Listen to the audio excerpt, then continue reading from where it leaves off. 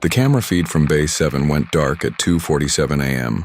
Not static, not offline, just dark. Like something had covered the lens from the inside of a locked warehouse that I'd personally cleared 3 hours earlier. That was the first time I realized some buildings don't want to be watched. I worked night security at a medical research facility outside Burlington for 8 months. The kind of place with multiple checkpoints, badge-only elevators, and NDAs thick enough to stop a bullet. My supervisor told me during orientation that basement levels B2 and B3 were restricted. Equipment storage, outdated lab space, nothing interesting. But they still needed a physical walkthrough twice per shift, 11 p.m. and 4 a.m. Company policy. The first month was routine, fluorescent lights that hummed too loud, that particular smell of disinfectant trying to cover something biological, empty corridors with those small circular windows in the doors, all of them dark. I'd scan my badge, walk the perimeter, check the fire exits, scan out. 12 minutes every time. Then in February, I started noticing the doors. Not all of them, just Lab 7 on B3. The window was always fogged from the inside, even though the room had been decommissioned for 3 years. I mentioned it to Davies, the day shift lead. He said condensation was normal in these old spaces, temperature differential, basic physics. But condensation doesn't move.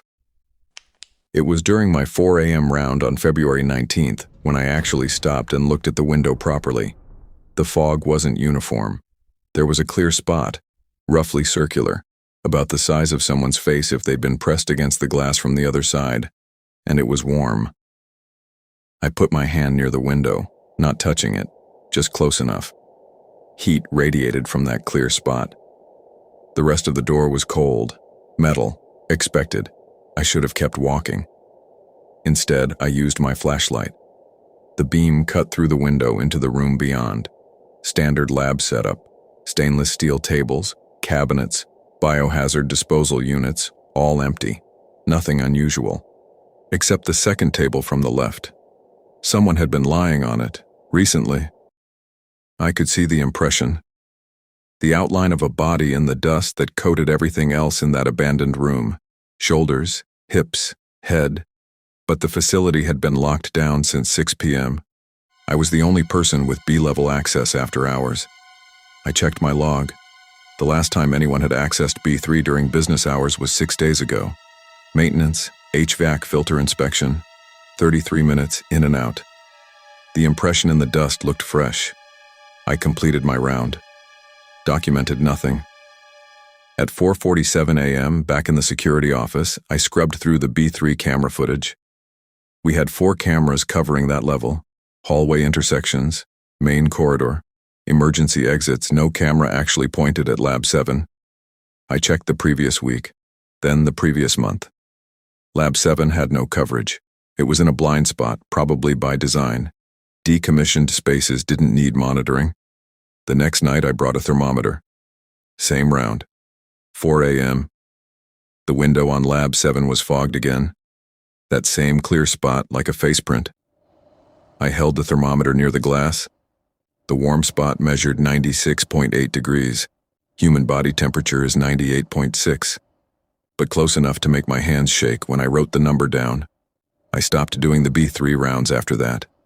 Told my supervisor I'd been covering both basement levels in one sweep, starting at B2 and working down. More efficient. He didn't question it. 3 weeks later, I was called into a meeting with site management. They wanted to know why I'd been skipping checkpoints. Turns out there was a door sensor on Lab 7 that logged every time someone walked past it. My log showed I hadn't passed that door since February 19th. I told them the truth, or enough of it. They reviewed the footage from the hallway camera that faced away from Lab 7, showed me the recording from February 20th, my 4 a.m. round. In the video, I walk down the corridor. I stop at Lab 7. I stand there for 6 minutes, but I'm not alone.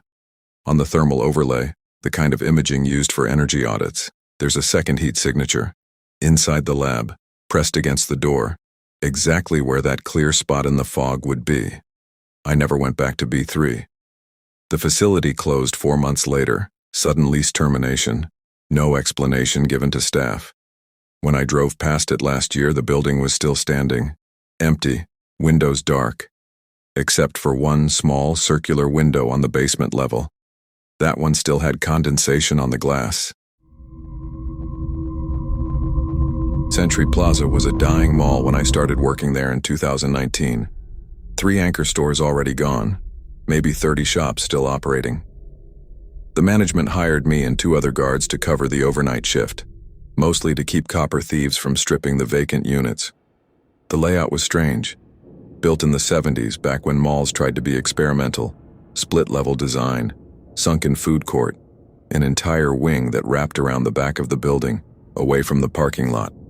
No windows, just skylights that never seemed to let in enough light, even during the day. We called that section the back wing. Teenagers used to break in through the service entrance to smoke and fuck around. But by 2019, even they'd stopped coming. Something about the acoustics back there. Voices didn't echo right. Footsteps sounded closer than they were.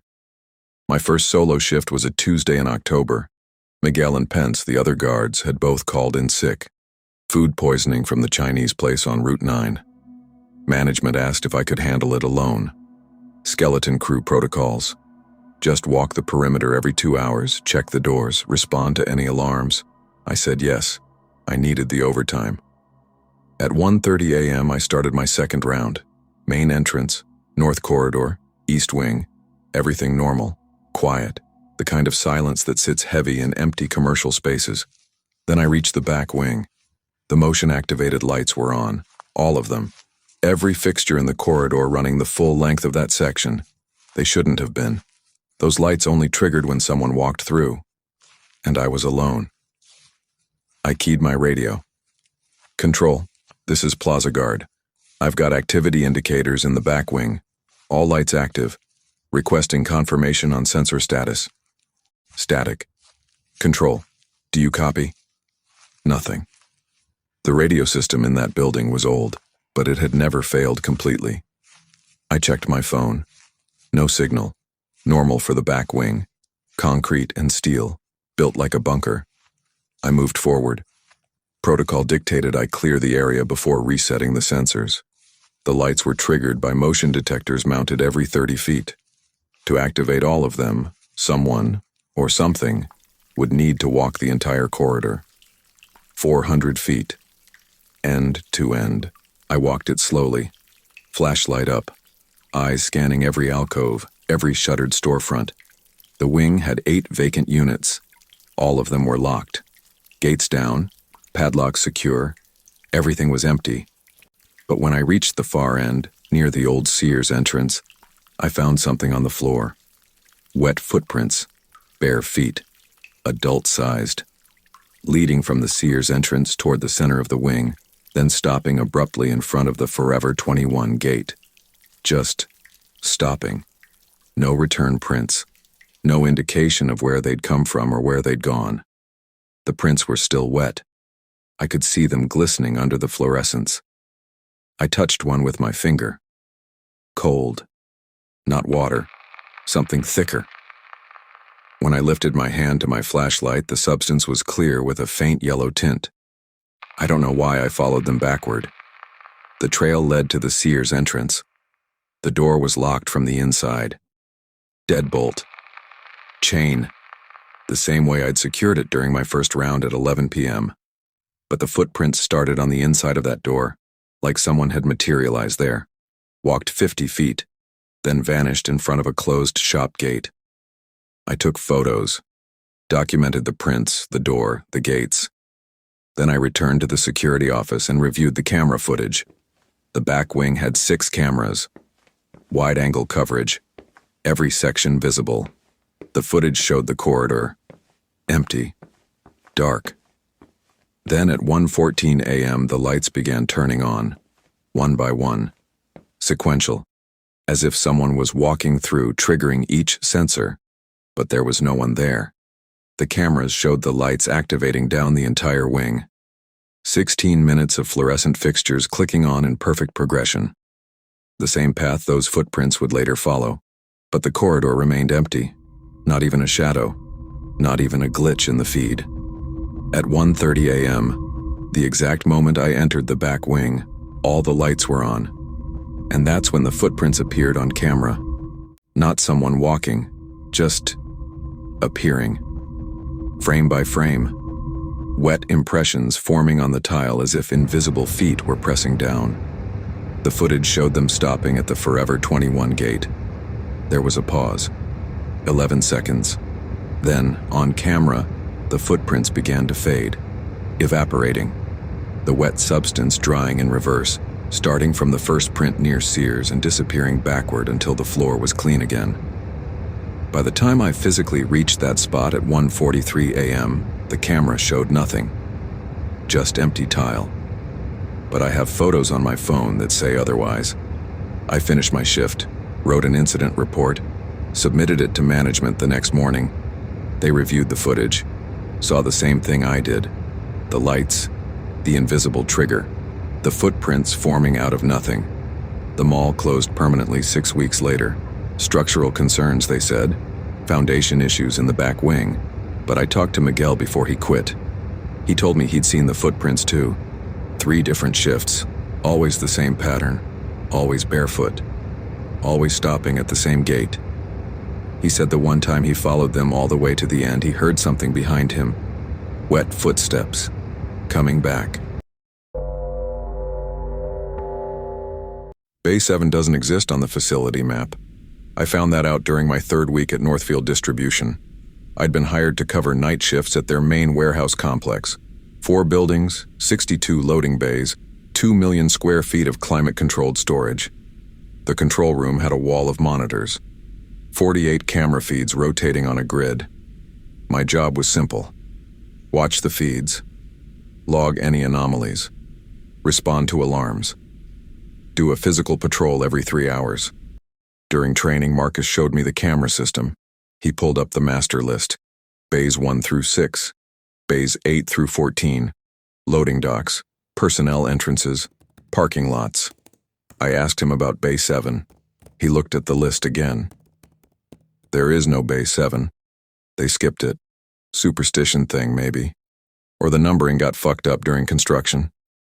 But I'd walked past it. During my orientation. The bay doors were clearly labeled. Big yellow numbers. Bay 6, Bay 7, Bay 8. I pulled up the camera feed map on the system. Searched for Bay 7 coverage. No results. The cameras jumped from Bay 6 to Bay 8. No feeds, no blind spots. Just nothing. As if that section of the building didn't exist in the security system.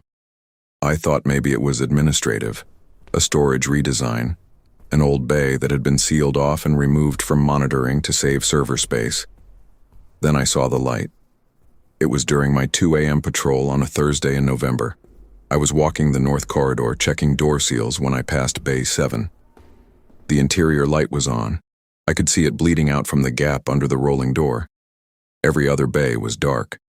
Protocol required all interior lighting to be shut down after the last shift. Cost savings, company policy. I tried the access panel. My badge didn't work. Red light.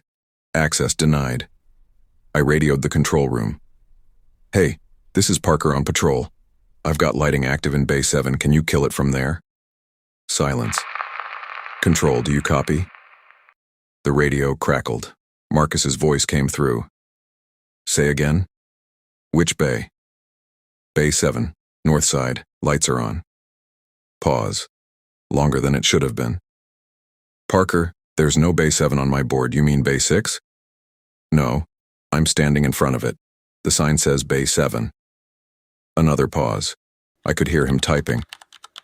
I'm looking at the electrical grid. There's no lighting circuit for a Bay 7. Are you sure you're reading the number right? I looked up at the sign. Big yellow numbers. Reflective lettering. Bay 7. I'm sure. Take a photo and send it to me. I'm sure. Take a photo and send it to me. I pulled out my phone. Framed the shot. The bay door. The number. The light bleeding from underneath. When I looked at the photo, the number was gone. Just a blank yellow panel where the 7 should have been. I lowered the phone. Looked up. The number was still there. Physical. Visible. Bay 7. I took 3 more photos, same result. Blank panel. Every time. Parker? Marcus's voice on the radio. Did you send it? The camera won't capture the number. What? My phone. It's not showing the number in the photos. Long silence. Then, come back to control. Now. I didn't move. I was staring at the gap under the door. The light inside was flickering now. Not like a power issue. Rhythmic. Deliberate. Like someone was walking back and forth in front of the bulb. I knelt down. Put my face near the floor. Tried to see under the door. The shadow moved.